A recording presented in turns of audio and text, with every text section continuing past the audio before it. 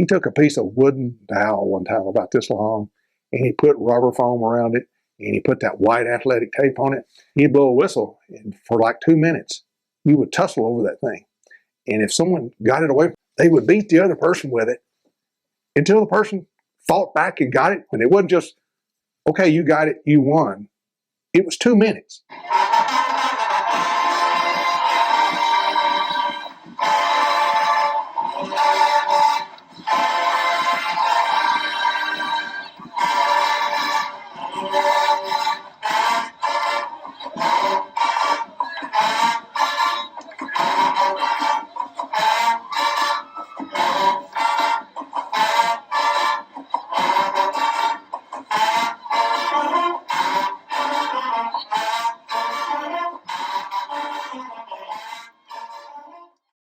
Well, my name is Carl Morgan Porter. I go by my middle name, Morgan. But I graduated in 1975, so I played football years in high school, 71, 72, 73, and 74.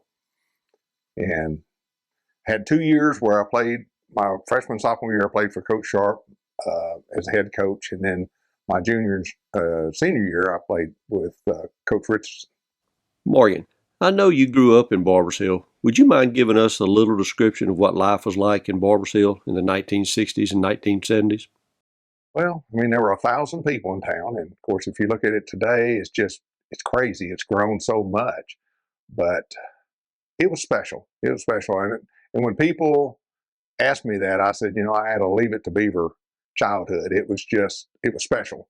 We got in trouble, but it was always a happy ending at the end because, and I tell people this, and people that know the geographic area find this hard to believe, but it's true.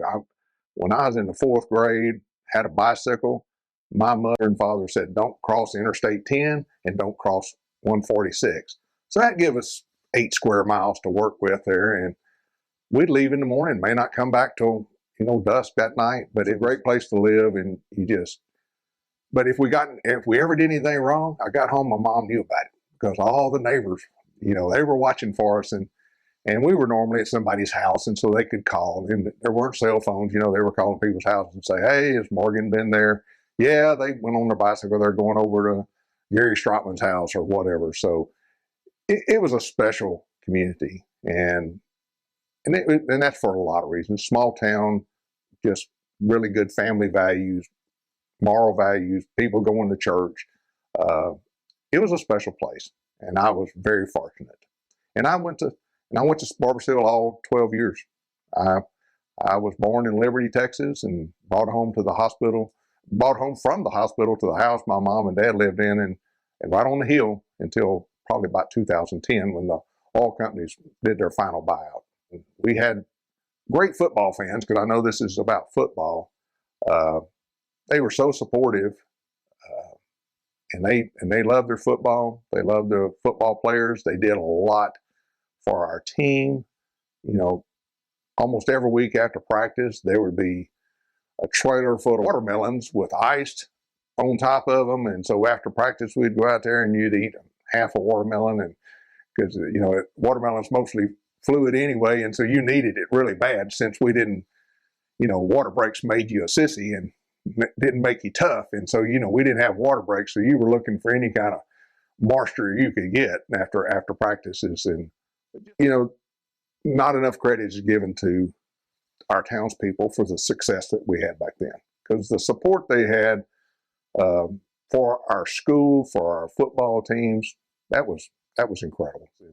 But just the things they did, at the time, I don't know if I appreciated it as much as I do today, because I know how much labor and time and effort that they did to support us. And it was a fun time. Back in the day, two-way starters were pretty commonplace, Morgan. What positions did you play? Well, on offense, I played center, and I was fortunate to start 3 years. I started my sophomore year and junior and senior year at center. And on defense, I played multiple positions. My senior year, I played middle linebacker the entire season, but junior year, I played middle linebacker and outside linebacker. Sophomore year, I was pretty much just a center. Every player has a favorite position. What was yours? Playing offensive center. I couldn't run out of sight in a day. I was not fast, but I was quick. Uh, I know that we had a guy that won second in state. He run a 9,900. Actually, he ran that when he was a freshman. But in 10 yards, I could beat him too. It was just, I had a really good quickness. And so that was very beneficial being my size. Now, when I was a senior, I was 190 pounds. So, I was a decent size then, but especially as a sophomore playing against juniors and seniors, I needed that quickness because, especially if you're playing against a middle linebacker and you're an offensive center, you've got to get to them quickly before they read the play. And I was able to pretty much, they were 2 or 3 yards back. I could be on them before they could figure out what was going on. And I was not a person that was rock 'em, sock 'em, hit them in the head all the time. I would go get around their feet, get around their legs. And, when I snapped the ball, I didn't know whether I was going to hit them high or I was going to hit them low. It's kind of like a boxer. The really good boxers, they knock somebody out and they don't even realize they threw the punch until that person's knocked out, because it's all the training they went through. It's just, they realize it at the last minute, what they got to do. And I had that ability. And so now I enjoyed playing defense, but as far as the position I was best at, it was offensive center. And I'm proud to say that in 3 years of snapping the ball for field goals, for extra points, and for punts, I never had a bad snap. So, and that was pretty difficult one night. We had a playoff game. We were playing in Waller, and it had rained for 2 or 3 days before that. The field was a mess. And I remember in warm-ups, our line coach, Pudgy Richardson, for whatever reason, had us do over and unders. And so we were just completely wet and muddy, but so snapping the ball, because the balls were all wet. They would try to dry the balls off and get the mud off of them, because it was a mud pit. But I'll never forget this. The referee, towards the end of the game, there was no more towels. And before I would snap for something like that, he would run up there and he would just tell me, wipe your hands on my jersey. And so I was using his jersey front and back to clean my hands to be able to snap for punts. And so that helped that night, because, the ball felt like it weighed 25 pounds throwing it back there. And if I ever had some snaps that weren't very pretty, it was that night, because I was just heaving, doing the best I could to get it to the punter. But anyway, that was my best position. Gene Sharp was your head coach your first 2 years in high school. Tell us a little bit about Gene. Coach Sharp, he was a man among men. He was a huge guy. I mean, he's a big guy, had played professional football for a little while for the Detroit Lions. So he knew what he was doing. He was an intimidating figure, but he never really raised his voice. I think the things I learned from Coach Sharp was he didn't play favorites. A lot of people will say, in the seventh week, the week before the seventh game of the season, they may say, hey, every position's up for grabs this week. And I think some coaches just say that to try to get their players to practice a little bit harder. Gene meant it, and I saw it. I saw where kids would have a really good week, and they may not play the whole game, but they'd start. When you got people out there practicing every day, these kids out there practicing, they know who the best players are on that team. And every game I played for Gene Sharp, all 11 defensive players, all 11 of my offensive players were the best. And when you know that, it makes you play harder. But he was one of those guys that could just, he could just get 110% out of you. I know there's this saying, you can't do 110%. I would have to almost disagree with that, because all those guys, Pudgy and Coach Capella and Coach Sharp, they were pretty magical at getting you to do the extras. What were some life lessons you learned from Coach Sharp? And I think a lot of people like to talk about what happened in the practices, the games that were won, and different things like that. But there was lessons that I learned, and I know other people learned during that time that, it's paid off for me. I know for me, professionally in my career, there's a work ethic that you learn. The team concept. Matter of fact, one of the things that Coach Sharp did, he was famous for this. There could be a player that would have an outstanding game. They would 270 yards rushing, and the Baytown Sun, they covered all our stuff. And I remember the Finley brothers, that were there, and Mike, or I can't think of the other one, Finley they would try everything in the world to get Coach Sharp to single out this player, because they'd say, "Boy, Coach, Mike Armstrong had an amazing game. Well, the line did a really good job. They were blocking really well. The whole team, our defense got us the ball." He would never single out. He'd never. And it wasn't that he didn't appreciate those guys. And, every Tuesday night, he had a film showing for fans, for parents and stuff like that. And, when they were up there, he would say nice things about players, that this guy, this so-and-so had a really good game. They did really well blocking. They had a really tough defensive tackle that they were going up against, and they did really well. And that guy only got one tackle.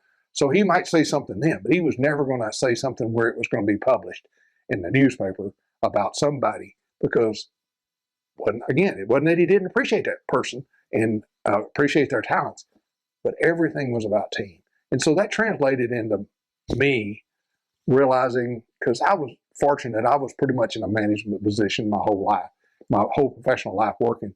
And it was never about me. It was never about one person. It was about the team effort. And I learned that from that era. And also the ability to go that extra mile. I always try to tell employees it's easy to be average, but to be above average takes a little extra effort. And because that was the thing, Coach, when I was, you talk about people like Beaver Trisdale, who's 115, 120 pounds, that started on the varsity and played. Well, that took a lot of extra effort. And, so you learn that. You see that from people. You realize that can be done. But there was other things that Coach Sharp, and there's one story that I have about Coach Sharp that when I was a freshman, we had a guy in my freshman class that went out for football, and he quit. It was during, I don't know, the first month of football or something like that. But the way he quit was he didn't show up. I'm done. And so anyway, I'm sitting with this guy, and a couple of other of my classmates were sitting in the library at a table, probably talking. You're supposed to be reading, but we were always getting in trouble with Miss Larison in the library because we were too noisy. But we were sitting there talking, and so in walks Coach Sharp in the front door, and this larger than life guy. I mean, he's huge, and he's got such respect, and you're just for him. He looks around the library, and all of a sudden he zeroes in on our table, and he comes walking over there, and he sits down. There's an extra chair, and he sits down there, and he looks at this guy, and I'm not going to mention his name, but he looks at this guy, and he says, "So, have you quit the team?" And he says, "Yes, sir, Coach, I quit." He said, "Well, that's okay. That's okay, but let me tell you, there's a way to do that, and a wrong way to do it, a right way and a wrong way." And he said, "The right way is for you to come to my office and come in and sit down with me and tell me that, Coach, I don't think I want to be on the team anymore. And, I might ask you why, just to see if there's some modification or something that maybe we did that would have, that we could correct for you to stay on it. But if you didn't want to play, all you got to do is come and tell me. That's the right thing to do." And, but he did it very calmly. He wasn't mad. And it's actually kind of comical. He said, he told the guy, he said, "You could come in and tell me you don't want to play or whatever, or, kiss my butt, Coach." But and we kind of chuckled, but he said, "You need to come tell me." And I assure you, that young man and everybody that was sitting at that table, I know for me for sure, not that I've ever quit anything, but if I was going to quit and not quit a job, I was going to do it the right way. I was going to, if it required 2 weeks notice, even if a company was going to pay me a bunch of money to leave early, I was going to give 2 weeks notice. And there was all kinds of stuff, because what people don't realize is, some people might not realize, is that, Coach Sharp didn't teach any classes like, Coach Richardson taught history, Coach Capella taught biology, Coach Sharp taught PE, boys PE. So you had him at some point in time during the day.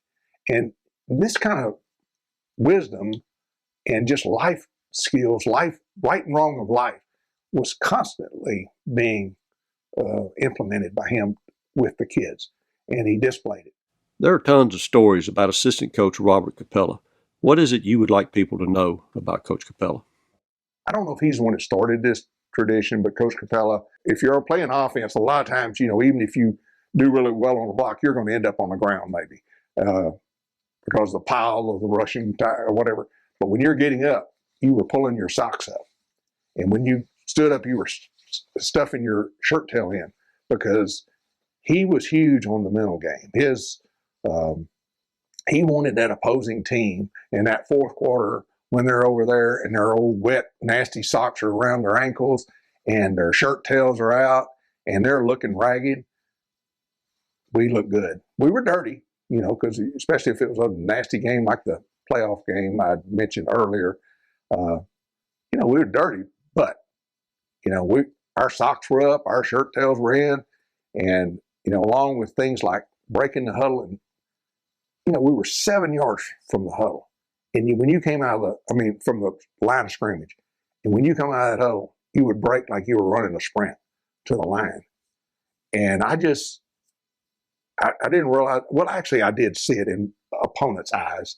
It was demoralizing, because they were exhausted, and, we may be 30, 40, 50 points ahead, and we're still breaking out of that huddle, coming to the line. I would have hated to play Barbers Hill.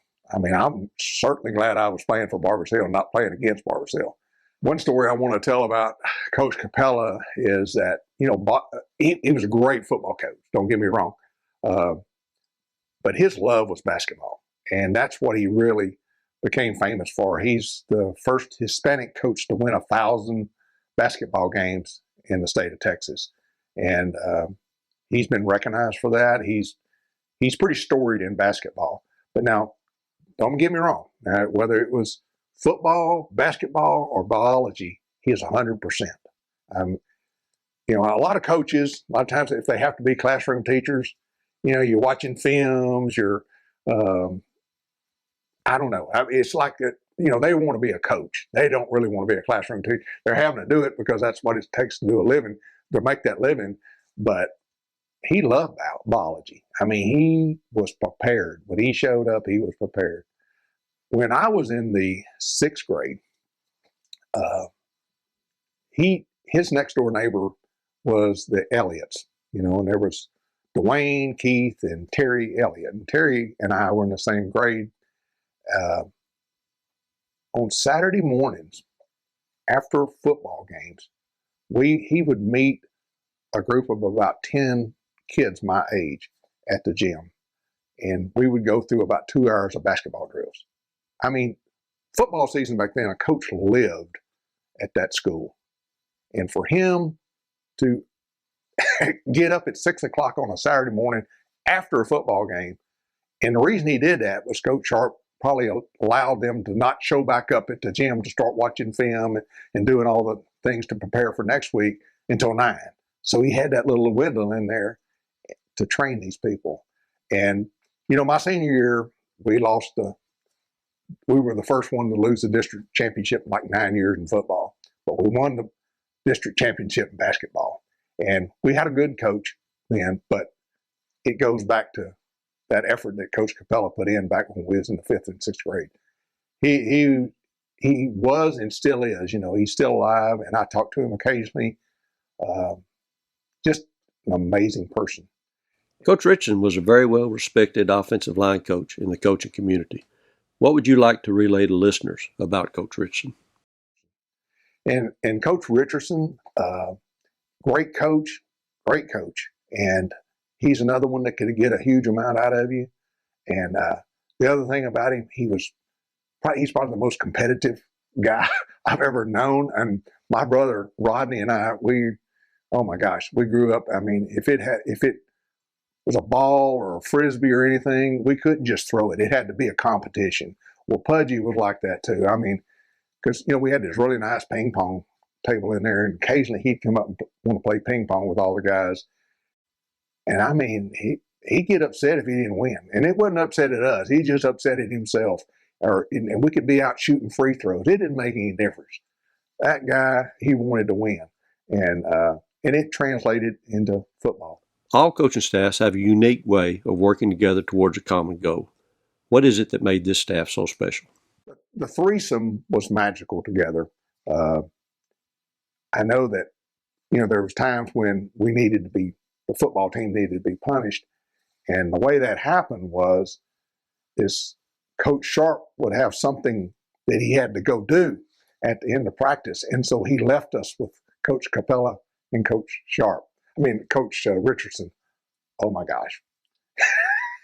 It was just, I remember watching Coach Sharp walk off, and he'd get further and further away, and we just like, and it was rough. It was rough after that. I'm telling you, but they trained us to be tough. It created a new level of tired in everybody. It's just, on Friday nights were fun because I didn't get tired in football games. I got tired in practice. I did not get tired in football games. Seriously. And I think that's the reason, even with some pretty good teams, by the halftime, by third and fourth quarter, we would pull away from them. And it's just, they couldn't hang. They were in shape, but they were not in the kind of shape that we were in. When Coach Sharp was head coach, there were no athletic periods. So Gene taught all the physical education classes for the boys. Tell us a little bit about his PE classes. And this is stuff that no way it happens today. I mean, coaches would get sued and fired and all this kind of stuff, but he loved competitive stuff. We played dodgeball, and it was brutal. And he had this box full of tennis balls. He'd divide up, and you'd have a team on this side and this side. He'd dump that balls out, and then holler, blow the whistle. And so anyway, people running full speed, running into each other, stuff like that. But he took a piece of wooden dowel one time about this long, and he put rubber foam around it, and he put that white athletic tape on it, and we'd get on a mat. It'd be one person and another person, and this person would put their hand on the end of it, and then they'd put their hand on the other side, and you'd put your hand on the end. Anyway, he'd blow a whistle, and for like 2 minutes, you would tussle over that thing. And if someone got it away from them, they would beat the other person with it until the person fought back and got it, and at least, but there was no stopping. It wasn't just, okay, you got it, you won. It was 2 minutes. And if you got beat for a minute and a half, that was your prerogative. Otherwise, you had to fight back. There was lessons in that. It's like, don't give up, get back in, and there's consequences for not holding on to that stick. But, another thing that we would do in PE sometimes, if it rained a lot, we had this drainage ditch there on the school property that would get about halfway up your thigh deep in water. And so you have, let's say, 16 boys in a PE class, and you would go out there in shorts, and sometimes it's 50 degrees, 40 degrees, I don't know, it's cold. And we would go out there, and he'd put 8 of us on one side of that ditch and on the top of the ditch. And so here's this ditch, goes down and the water's in the bottom. And he'd throw a football down in that water, and it's floating around. And before he did that, he'd have everybody number off. So you'd go down the line, 1, 2, 3, and so you had a number. And so he'd throw that football out there, and he'd go 6. And so the 2 6s would go in there to get the water. And your job was to get the football, wrestling with this other person, and and fight your way up out of the ditch. Well, if it stayed there too long, 3. So now you got 6 and 3 in there. And sometimes he'd go, everybody. And I know I almost drowned a few times because you got this massive guys down there and just fighting over this ball. But again, and so some of that toughness for football, came from his PE classes. There was tire wrestling too. That was always a fun one. Get an old tire, get on the end of that. Getting beat with a tire is not good either. So yeah, he built a lot of stuff. And another thing that we did every year, and this was Dayton, and this was in the off season. He would either Dayton would come to Barbers Hill, or we would go there, and we'd do these same kinds of things. It was brutal, and anyway, but it built toughness and competitiveness between those two schools. I'm told the Garner State Park trips were epic. What do you remember about those Garner trips? Well, I'm probably myself and Terry Elliott are the only people that got to go 5 times. I actually went when I was in 8th grade. And the reason for that, the very first time the team was taken to Garner, it was Rodney, my brother, senior year. He graduated in 71, so it would have been the football team of 1970. And Warner and Lois Elliott are the people that took us. And Terry Elliott, their youngest son, was in my class. And so they didn't have anybody to leave him with, so he was going with them, and they said, "Hey, Terry, you can invite somebody." So he invited me. So we, as 8th graders, got to go, and we participated. We ran with the teams, and it became well known that we were up there during that time. And we had these following of fans of Barbers Hill, but we had a lot of fans from Barbers Hill and other places, and people would build their vacations around being up there when the Barbers Hill football team. And this would be people from Houston, people from different areas of the state that followed us because we were so successful. And we always thought that was pretty neat. But I know one time, we were going to scrimmage in the afternoon, and there was these guys showed up, and they said, "Hey, we want to scrimmage you guys, out here, have a flag football game with you." And we were like, "Okay." So I was actually in between. I was going to be a junior that year, and somehow or another, I was playing defensive back. But we picked this all-star team from all the different teams, and somehow I was on it. And I was a defensive back, but we played them, and it was nothing to nothing. But we come to find, because these guys were huge and they were fast and it was tough, and we were playing touch football, but it was rough. But anyway, come to find out, half the players we were playing played for Florida State, and but Barbers Hill held their own, with these guys, and they couldn't believe it. They thought they were going to trounce us. But Garner was special because it had nothing to do with the coaches, because if it would have been, it would have been illegal. And I'm not even sure who came up with the idea. I don't know if it was the Elliots that came up with that. Whoever it is, it was a great idea. Because, during the summer, kids are doing different things. They get jobs, they do different things. But this would be, the week, basically the week before, you're going to start 2-a-days, or maybe the week, and then there was a week in between or something. But everybody would stop what they'd been doing during the summer and all came together for a time of fun, but also, we ran every morning and played this football in the afternoons. And of course, all day long we were swimming and hiking up mountains. And so it was getting us out in the heat. We slept out in the heat. Of course, if you've been to Garner State Park, at night, it's actually pretty cool at night. And we would sleep out under a big tent. That's another thing. I don't think I appreciated what parents and people did for us to have that wonderful time at Garner, the sacrifice that they made, because we had this huge pavilion that had a commercial kitchen set up. I wouldn't say completely commercial, but it was a kitchen with, large sinks and some big ovens and stuff like that down at the end. And those parents cooked 2 full meals a day. They would cook a breakfast in the morning with eggs and sausage and biscuits, and I don't know what time they made us get up early. We couldn't sleep till noon. There was none of that stuff going on because we were getting up early and running. But I don't know what time they got up, and people were taking their vacation to go do this and work, and but they would get up, make breakfast, and then at lunch we'd have sandwich material stuff and so. for people to eat, and then at night they'd have a full meal. I mean, it was delicious food. It was amazing. But those, a lot of credit for those times go to parents, to the fans, the things that they did.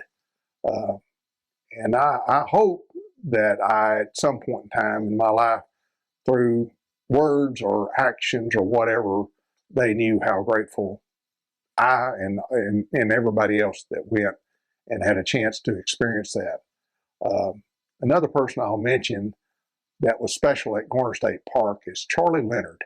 He was not one that was participating in the cooking. His gift was in the talking, and he was probably one of the greatest motivators in the world. And he was also an amazing Christian man, and his prayers were, he prayed before the meals, and it was so, I'm a Christian, I believe in the power that God has, and he definitely was evoking God's wishes upon us, but he could really motivate us. And I know that, in the morning, you'd have 4 team captains, and they had all these people underneath them that were assigned to their team, and they would go off running these 4 different groups. And we did some pretty strenuous stuff because Garner State Park is up and down, up and down. And so you're running all these hills and stuff. And we got back, and Charlie goes, "Now, if y'all were really tough, y'all go out there and do this 6-mile run." Well, everybody's going, we've already run. Well, Charlie had his mindset on it. And like I say, he was a great motivator. And some of it could have been just an instigator or whatever. He would he would just guilt you into doing it. But we'd go out, after we'd run, we'd go out and do a 6-mile run. And, he would tell people, he said, "Now, if you can't do it, we'll have a truck come along the back. You can get in the truck." No one was going to get in that truck because he was in that truck. And, if you even thought about getting in that truck, "Hey, boy, come on now. I tell you what, run just another half mile and then we'll pick you up." He was special. Who were some of the families involved in planning those trips to Garner? You had the Nelsons that would go up there. You had the Catterleys. You had a lot of the parents went up there. My mom and dad, Earl and Marion Porter, were very instrumental in that. And Red Porter, would be there. And it was a special time. I know the practices were pretty brutal in a lot of different ways. Why don't you start off telling us about your experiences with the 7-man sled? Part of our stuff was using the sled. We had a lot of different drills that we did on the sled. And that's another place where I was quick, because one of the drills, we would be 5 yards away from the blocking sled, the 7-man sled. So you'd have the whole line up there, and, of course, the centers are lined up, and I would have to snap the ball and center it to the center, that he was acting like the quarterback. And then, of course, then I had to fire out and, go hit the dummy. And in that 5 yards, I would normally hit the dummy 2 or 3 yards before everybody else is. I'm not trying to brag on myself. It's just an ability that God gave me to be able to get up to full speed. And full speed wasn't very fast. That was not one of the gifts he gave me. But at least for being able to get to full speed pretty quick. But, we did, the sled work. There was 2-man sled, 7-man sled. And then, of course, some of the stuff that we did was, oh, my gosh. A lot of people, a lot of teams would, go out and they do, okay, we're going to do the sled for 15, 20 minutes, and then we're going to do this drill for this minute. And occasionally we would do that. But there were days where, especially in like two-a-days and stuff like that, where it would be the entire practice. We would push the sled the entire practice. And the nice thing about it is that you had normally 3 groups of linemen. And so, this wouldn't be doing it, and you get a little bit of a break. I mean, when you push the sled for 4 hours, okay, and you're doing all these different drills, and it's, and, you would be on a 7-man sled, and, you would hit it, and let's say you're supposed to drive it 10 yards. No, it would be 70 yards. You'd have to drive it. And, your legs would be rubber, when you get to the end of it, because Pudgy's riding the sled, the sled's heavy enough already, but then you put pudgy on it, and there would be maybe another coach or two sitting riding a sled, because that way they could be right there hollering at people, and had a good view of that. But yeah, it was crazy. But again, I think but it wasn't just all about conditioning. It was about technique. They were really staying low, keeping your legs wide, keeping your head up. If you were like, if this dummy's here and your head's on going on this side, it needs to be up here. You pop this arm up and you're working this arm. So it wasn't just the physical part of it. The sled is no different from blocking a person. It's except when you're blocking a person, you put the head on them first, then slide the head to the side. With these, you just went in and hit it with your shoulder. You didn't hit the sled with your head. At least I didn't, and it wasn't required, so I didn't do it. I'm told that board drills were very common at practice. What were those drills like? Oh my gosh, they had what they called the board, and we had this 2x12 that was probably 12 feet long, and they would lay it out. And so you would get somebody on one end, and they'd get in a 4-point stance, and you'd have somebody in a linebacker's position at the other end. And so you'd have to fire out. And the reason the board was important because it kept your feet wide. Because as a lineman, you had to keep your balance to be better at blocking and not getting knocked down, is to try to keep your feet wide. And so the board would help you to learn to keep your feet wide. And then they'd have somebody at the end of the board that you would hit. And that was also a form of punishment sometimes for people. If they weren't doing well, they would put you at the end of that board, and you would stay down there for, 10, 15 people. And I've actually seen it to where, these people they keep sending people almost back to back, and the person would get, 15 yards away from the board. And because, you'd be going down the board, and then you'd just go and find them and you'd hit them. And sometimes he'd get knocked down, and the coaches would say, you don't get to stop until you get back to the board. And these people would have to fight back. And I think sometimes they thought the coaches were bluffing, but it wasn't a bluff. we soon learned you had to work your way back to that board. And so it was, a coach couldn't do it today. The things we did, coach would get thrown in jail, sued, whatever, but that was a special time. We were able to do the stuff, and we were trained to hit people in the head, with our head, which is called spearing today, and targeting. Actually, I think it's called targeting, and that would get you thrown out of the game. But back then, that's the way you were taught to hit people. Everybody catches the wrath at some point. What kind of punishments were dealt out in those days?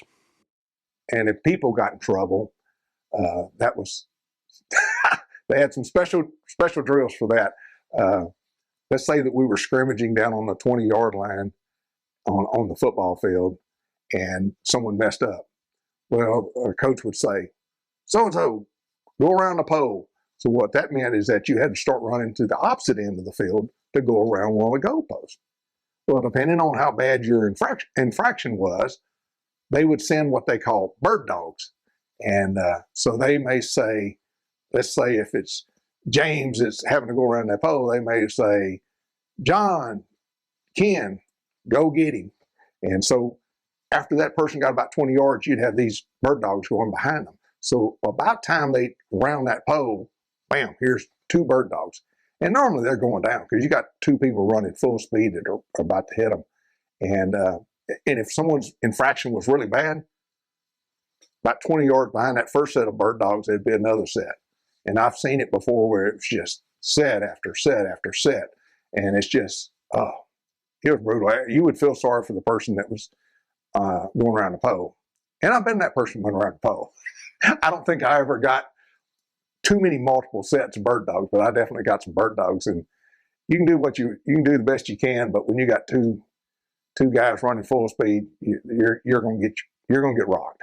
And but yeah, there was and if a running back ever fumbled the ball in the game, oh my gosh, they would have to go through the gauntlet, which was another drill, and they would take players, and it would take up almost the entire field. But every 5 yards, you'd have 2 people, and they'd make this running back get the football, and each every 5 yards they were getting tackled, and these people were instructed to try to tear the ball out of their hands. And so they may go 60 yards and go through 12 different groups of people, and the next person made them fumble. Start over. And they would have to go 100 yards and without fumbling the ball. And they would do that every day. Let's say they fumble on Friday night, Monday, Tuesday, Wednesday next week. At some point in time in the practice, that running back would have to do that. But, it just, we didn't fumble a lot. And another thing in practices that was pretty amazing was, and I think in hindsight, I just think it was brilliant on the coach's part, was if we were scrimmaging, you normally had the defense, and then you had some defensive players maybe behind them that were coming in and filling in, and then you had the offensive players, and then some offensive players playing back here. If there was a fumble, everybody on the field went for it. And it became, so in games, I know there's been times I've recovered a football and didn't even realize there was a fumble. It just became so instinctive, because in practice, if you didn't break for the ball, that meant you were not paying attention. So guess what? There was the pole. So you got to go around the pole.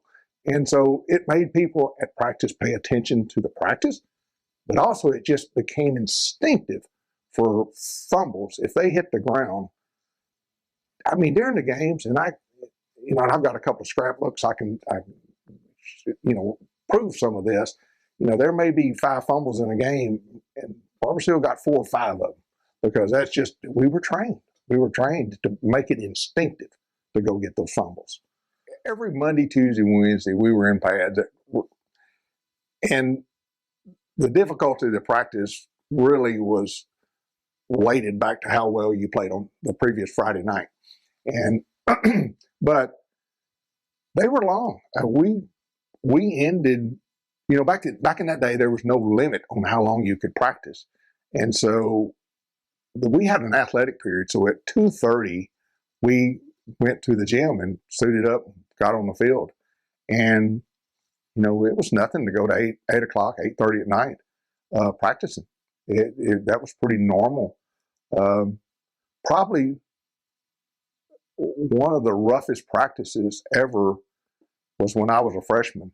The seniors were the team that won the state co-championship. Jabo Leonard, Kenneth Doucette, Mike Armstrong, that group. But one day, and they were an amazing team. I knew as a freshman they were going to do something special. But even special teams, you have an off day, and so offensively they weren't doing real good. We were on the football field and we were practicing, and they weren't doing good. And so coaches said, "Okay, timeout," and they took us off the football field. And just to the north of the stadium there was a freshly plowed rice field. So we got out in this rice field. And I mean, if you think about like a garden field, this soft dirt, no, in Barbers Hill, there's gumbo. And so when it tills up, you've got dirt that resembles rocks, and they're like this big and all different sizes. And so we got out in that field, and so they had the offense, the 11 members of the offense there. And then we had, the defense. You had the linemen, you had the linebackers. But the only difference was, because this was like the junior varsity that was playing defense. Our secondary had 20 members. And so basically, even if they were able to block the line and the linebackers, you can't block 20 people. So it was, the maximum play was maybe 5 or 6 yards. So it truly was, 5, 6 yards in a cloud of dust. And, but I really wished, I'm going to measure this one time, but we scrimmaged from the high school to the canal on Eagle Drive, and it's probably 3/4 of a mile through our mile, and we scrimmaged all the way there, and it was totally dark by the time we got there, and we had to run back.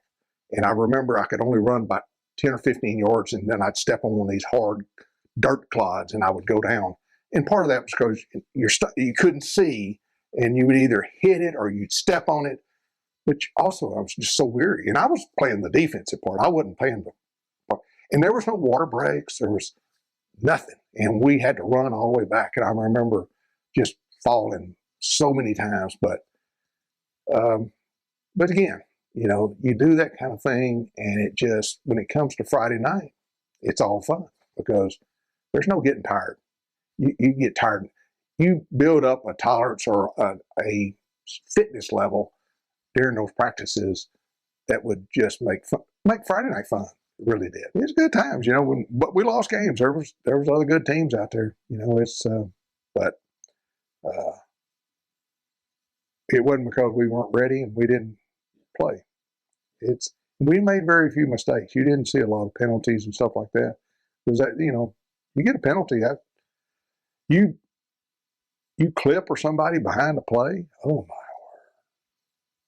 It's just you've got some special time in practice next week. I've been told to mention Vultures. What does that mean to you?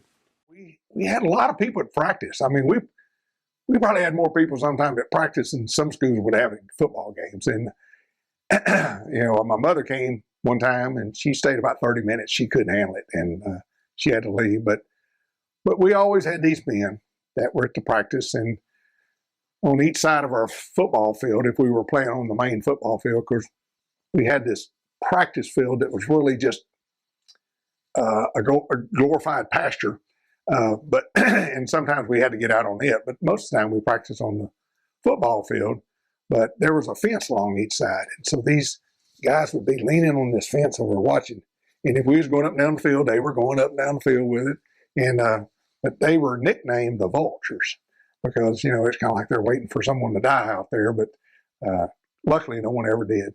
But during two-a-days there would be people that would truly take off work because they just wanted to be a part of it. And to watch practice. And it wasn't just the parents of kids. You'd think, well, it's just parents that want to go out and watch their son play football. No, they were just a fan.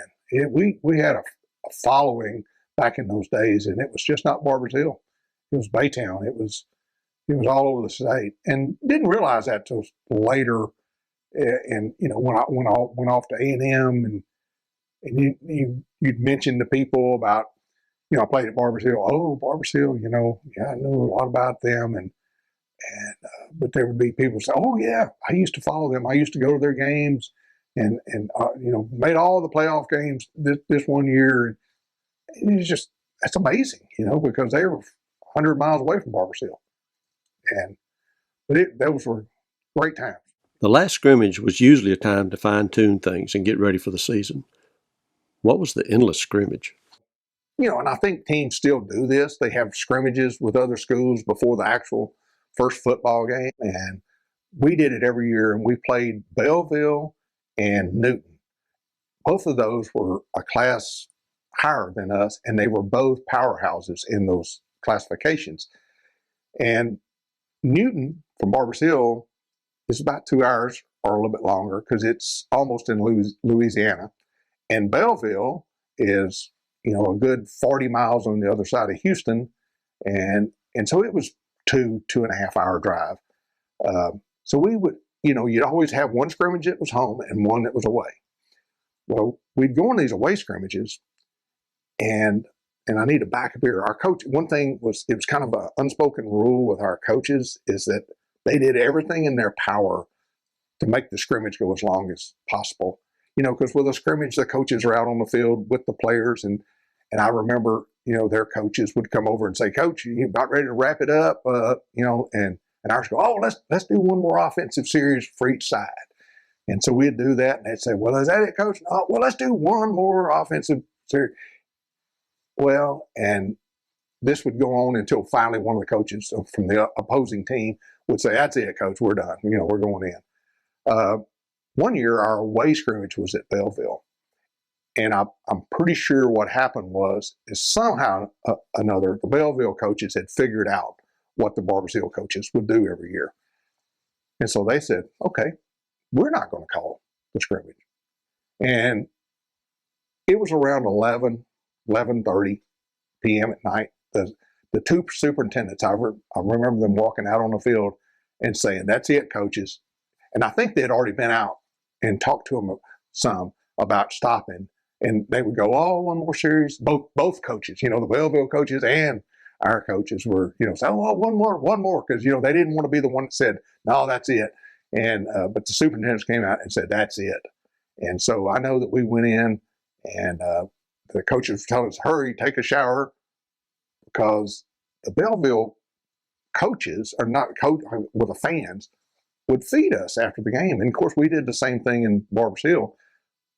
But we took quick showers, and I remember getting in the cafeteria and getting my food, and I sit down, and I looked up at the wall, and the clock on the wall, it was 10 minutes after 12, midnight, and we were eating, and we still had this 2.5 hour drive back, and we had this tradition for the away scrimmage that once we got back, we had to grab our old sweaty, nasty uniforms and put everything on, helmet, shoulder pads, the full uniform. And we would go out to the football field and we would run 50-yard dashes with the coaches there. And it normally ended up, we ran 75 because one player would let up at 47 yards. And so you would run this 50 and they would say, "Oh, Morgan didn't run all the way through. He stopped at 48 yards. And so they would say, "That one doesn't count." And not only that, you got to jog back to the line that you started. You couldn't just stay at this one. You had to jog to the other end, and then you run it. And if everybody ran through that 50-yard line, then it counted. But we would get 50 in. Well, this night, everybody on the bus was positive because, here it was. We didn't leave Belleville till 12:45 or 1 o'clock in the morning. Had a 2-hour drive. No way they're going to make us do this. Yes, they made us do that. And we went out, did this. And so I think we got home 4:30, 5 o'clock in the morning.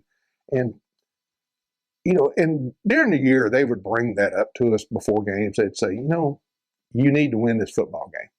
And because no one's practiced as hard. Who runs 50-50s? And it would click. And you'd think, no one's doing that. And so it was incredible. It was incredible. Barbers Hill was known for having physical football teams, but many have said they were very good in the mental aspects as well. Can you describe that for us? It was a mental game, in football, in the football season when we were playing opponents, because, keeping our socks up, our shirts tucked in, and sprinting from the huddle to the line, and just, and on defense, we were, when the other team got in the huddle, we were over there clapping and making noise, and it's like, "Hurry, come on, we're ready to rock your world," And it was just, it had to be so demoralizing to the other teams. But another part of the mental game was the coaches never wanted the game to be stopped because of one of our players being hurt. If you got hurt, you got to the sideline without somebody's help. You didn't say, "Hey, Gary or ZB, help me to the sideline."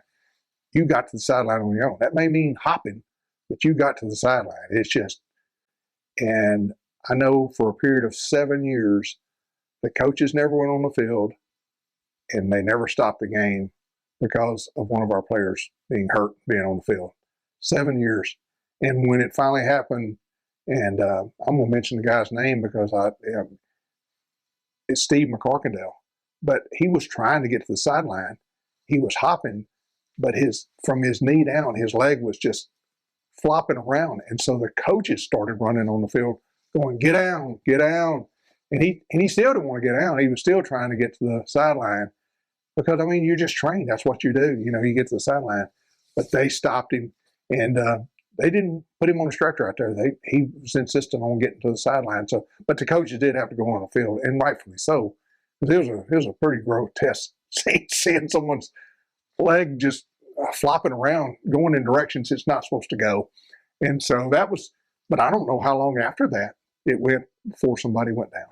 And it's because, we'd be playing other teams and they'd have to stop the game. I don't know how many times.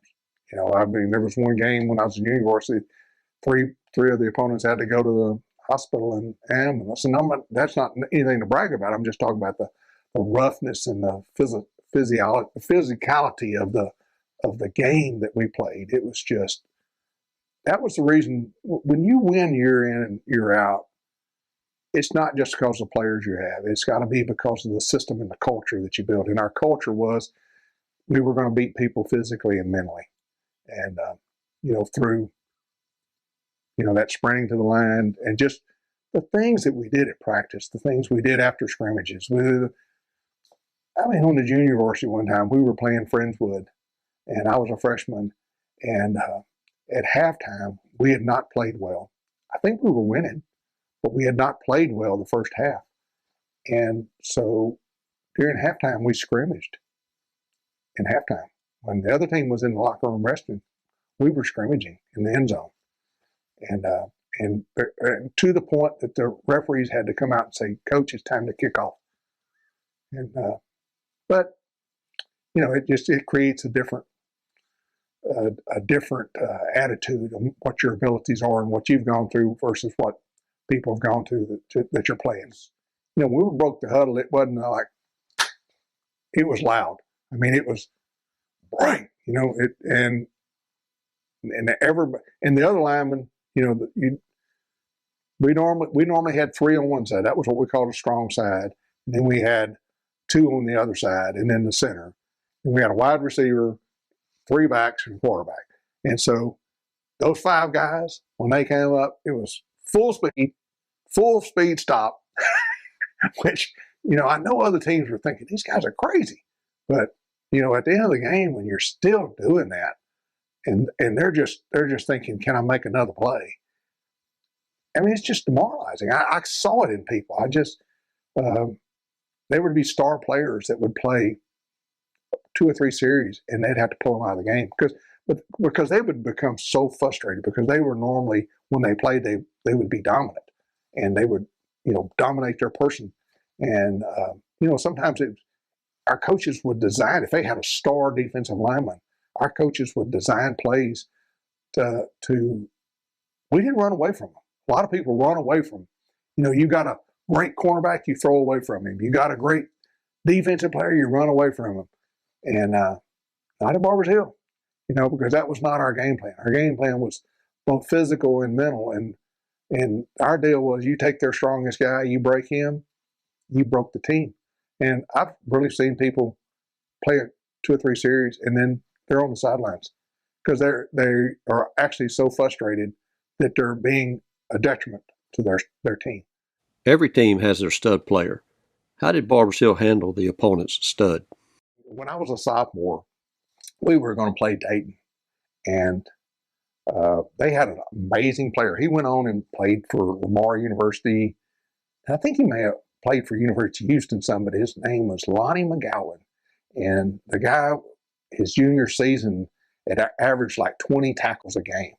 And he was a middle linebacker, and I forget what he played on offense. But, our coaches, for any team that we played, if they had a strong defensive tackle, guess where we were going? You break their best player. And when you do that, you break their heart, their soul. And then the game's easy. Well, there's this Lonnie McGawan. He was a stud. He was a big guy. He was fast. He was strong, athletic, and went on to play college ball. Was very successful. But I was a sophomore, and this was only my second game to start as a sophomore at center, and I'm 145, 150 pounds, and this guy's 220 pounds. And they don't play a nose tackle. They play him, middle linebacker, and me. But I had a lot of help that game, because that week it was the Lonnie McGawan game plan. I remember he kicked off, and our whole kicking team, with the exception of the 1 or 2 people that were in the back to catch the ball, were up on the line. And when he would kick off, we would just let everybody go, and everybody would go and hit Lonnie McGawan. And I remember we kicked off. We were playing in Dayton, and he kicked off, and we did it. It's like everybody got there at the same time, and he was a big guy, but you can't 11 people running full speed, and we hammered him. And we got up, and Coach had told us to tell him, Lonnie McGawan, this is your night. And oh my gosh, he literally did not have any tackles that night. He had one assist, but he had no solo tackles that night. And that wasn't all me. But I tell you, he's the only guy, because I wore a full cage mask playing on the line. He's the only guy with a cage mask, black both my eyes. And I don't know if he flexed my helmet a few times or what. And he's one of those guys that, you know, a lot of times when I was playing offense center and I blasted out of there, you know, I didn't know whether I was going low on somebody, going high. I never went high on him. Because well, I say I don't. That's probably where I got the black eyes, because he was a stud. But I mean, we had practiced that whole week on plays that were designed to get him. And that's the reason I say it wasn't all me. It was just whole blocking schemes had been changed to where there was 2 and 3 people getting him, not just to keep him away from the ball, but to punish him. And to his credit, he, with all that beating that he took that night, he played 100% all the way to the end of the game. And we beat him. But he was a great player. But yeah, we had they did some unusual things. Morgan, would you mind telling us about some of your memorable playoff games? We were playing Louise in the bi-district game. This was my junior year, and back then, I don't know, if they said, oh, Barbers Hill supposed to win, or, whatever. But, of course, we were thinking we're supposed to win. The only thing that we really hadn't heard of was that they had this guy named Greg Wessels, and he played running back. I don't remember if it was a fullback or running back. I think he was running back, and then he played middle linebacker, and he was awesome. I mean, he was just awesome, and they ran him almost every time, and it was 4 yards in the cloud of us, but and they won the game. And I know that we were able to see him I don't know if I saw him, but I know some people that saw him, and they described him. They said he was bloody. He was bleeding from, his nose. And he was just, still in his pads on the bench, and he was like he couldn't move. They were trying to get him to get up and, change and take a shower, but he was so beat up. But that guy was a warrior, because, I mean, they won, but Greg Wessels paid a price, because he was playing Barbers Hill back when we stick people, and he was getting stuck. There was nobody cowering away from him. Now he was laying his licks too, because I mean he was a hoss, but it was one of him and 11 of us poking him every time he ran the ball. And two, when you got somebody like that that's running on you and they're making some yards, your deal is, let's take them out. Not dirty, not trying to say take knees or something like that. You wear them out. You pound them. And we pounded him, but he never stopped. He's a hoss, and in the All-Star game, he played in the All-Star game, and Earl Campbell ran 3 consecutive plays against him, and Greg Wessels playing linebacker, and Greg put Earl Campbell on his back 3 times in a row. I mean, didn't tackle. I'm talking about stood him up, picked him up, stuck him on his back 3 times in a row. So that's the kind of player that we were playing against. But I don't think he ever wanted to play Barbers Hill again. he was glad they won, and they lost the next week, because I think their whole team was pretty beat up after that game. But that was another interesting thing about that game. It's the only time I've ever seen the referees call a timeout, leave the field to go get jackets on. I've never seen a weather change like we experienced in that game. There was a norther blew in, and it went from us just sweating and about to burn up, because we was playing in Tully Stadium on that AstroTurf, and all of a sudden this wave, it just came rolling in, and after about 5 minutes, I may have said coaches, but the umpires, the referees are the ones that called timeout and said, that's it, we got to go get a jacket. We were playing a regional game, and it was at Waller, rain, and it was cold. It was probably 38 degrees or something like that, and we were all wet. and just I only played offense, and so I would go to the sideline, and it was tough. It was cold, and I know at halftime we went in and they threw all our jerseys in a dryer there at this place, and I'm sure they were. Later on, those people were upset because these old jerseys were muddy and nasty, and they probably found that dryer the next day or the next week, and it was probably gummed up. They probably had to have it worked on or something, but they didn't work. They weren't trying to dry them. They were trying to get them warm. And so that was so nice. We put those nice, warm, wet jerseys back on, and we were ready to go. Where that second half, and they opened up that door, and the wind blew in. Oh my gosh, here we go again. But that was memorable. We won that ball game, and that was a great game. You went through a lot with your teammates back in the day. Do you still stay in contact?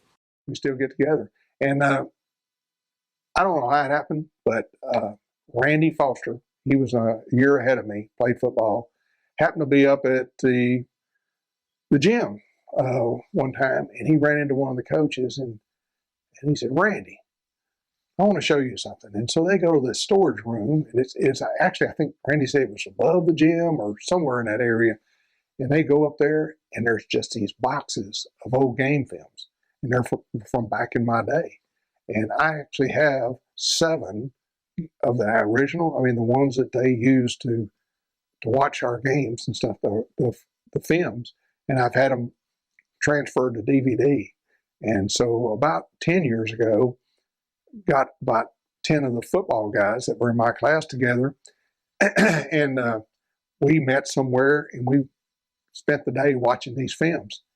And it was fun, but a little good as you were. I thought you were. You weren't quite as fast, as big. And of course, we blamed it on the film work. You know, the films kind of run slow back then. You know, it weren't really full speed. But no, it was. And it's amazing when you get a group like that together, things that I've forgotten, but are still there. But I've forgotten, someone brings it up, and brings that memory up, and we would laugh about that, and then someone else would bring up something. But yeah, we still get together. I'm probably the only one that has to travel a little bit. Most of the people are still in this area, and so we'll meet at Cracker Barrel and have breakfast, and so it's a lot of fun to reminisce and just catch up. And we try not to sit around and talk about illnesses and bad joints and operations, but you know, sometimes that does creep into the deal. But it's a special bond. What comes to mind when you reflect on your days in Barbers Hill? When I was in college, and to this day, you know, I always felt like I represent Barbers Hill, you know, because Barbers Hill meant so much to me, still does. You know, my family is many generations. I come from the Henry Griffiths, which, you know, a lot of the leagues of land around here are the Griffith leagues. And so our family's been here a long, long time, and there's multiple generations. There's still porters in the school system right now. And but it meant a lot to me to be from Barbers Hill. I felt like anything I did ultimately would represent Barbers Hill. And I'm a proud Aggie too. Myself and one other classmate went to A&M, and we were in the Corps. In the class ahead of me, there was 3 members from that class that were in the Corps Cadets at A&M. And at one point in time, there was a wing commander, a group commander, 2 outfit commanders, and an executive officer out of those 5 people. And those are high positions. And from a little bitty school, 1A school, Barbers Hill, at Texas A&M. But again, you know, it goes back to it's just something that's put in them to excel, and not just on the football field, but in anything that you do. You know, I still love saying that I grew up in Barbers Hill or Mont Bellevue. You know, I know a lot of people who moved to Barbers Hill because of their kids. They want their kids in school, and I completely understand it. There's at a certain time, you know, you want your kids in a community where there's that tradition and that legacy of winning, and it makes a difference. It made a difference in my life, for sure.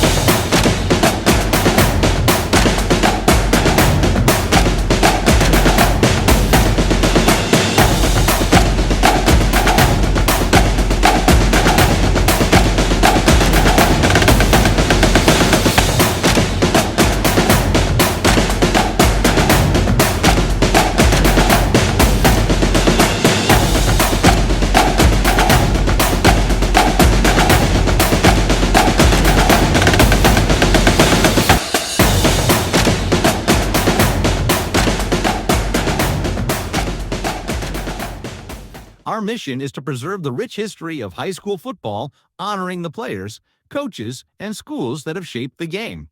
While most may never move beyond the Friday night lights, in their moment, they are the heroes of their schools and communities. Few truly understand the dedication, sacrifice, and hard work it takes to build winning teams and culture. Through our channel, we strive to share and safeguard their stories, ensuring their legacy lives on for generations to come. If you, your team, or school have a story to tell about your high school football memories, contact us at fdaynightsheroes@gmail.com.